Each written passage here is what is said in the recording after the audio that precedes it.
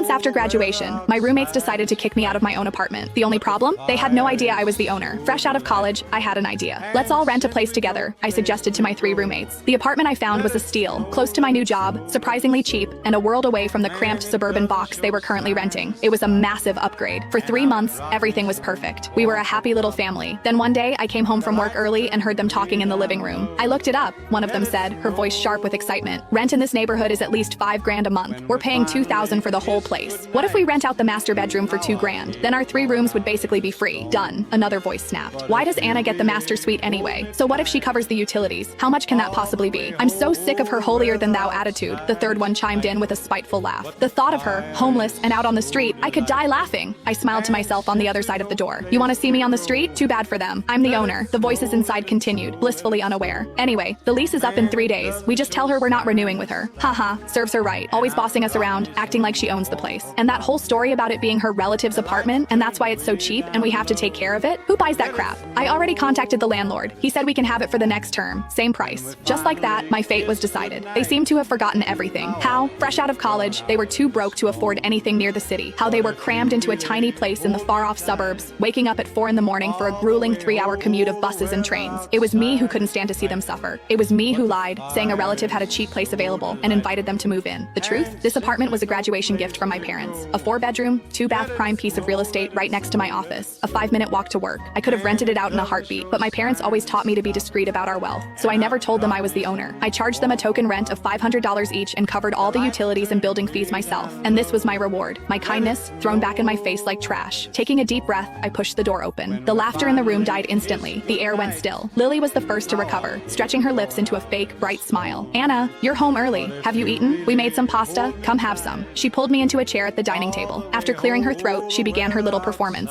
So, Anna, the landlord called. He was asking if we're planning to renew the lease. I just slurped my pasta, saying nothing. She watched my face, trying to read my expression, before continuing. We've decided not to. My hand paused. I looked up, feigning confusion. We found a cheaper place, she said, her eyes darting away from mine. You only wanted to room with us because you couldn't afford the whole rent on your own, right? So now that we're leaving, you'll probably move out too, won't you? My voice was flat. It's fine. If you guys leave, I'll just take over the whole lease. I finished a big project at work, so I'm getting a nice bonus. Lily's smile faltered. It's such a big place for one person. Isn't that a waste? Listen to me. You should find a small studio. You'd save so much money. If I hadn't heard their little scheme with my own ears, I might have actually believed she was concerned about me. I'm used to it here, I said simply, too lazy to move. Anna, Jenna, who had been silent until now, finally exploded. She slammed her fork down on the table. I was trying to be nice, but you're just not getting the hint. So let me spell it out for you. We don't want to live with you anymore. We want you to move out on your own, so don't force us to get ugly about it. I stared at her, my expression cold.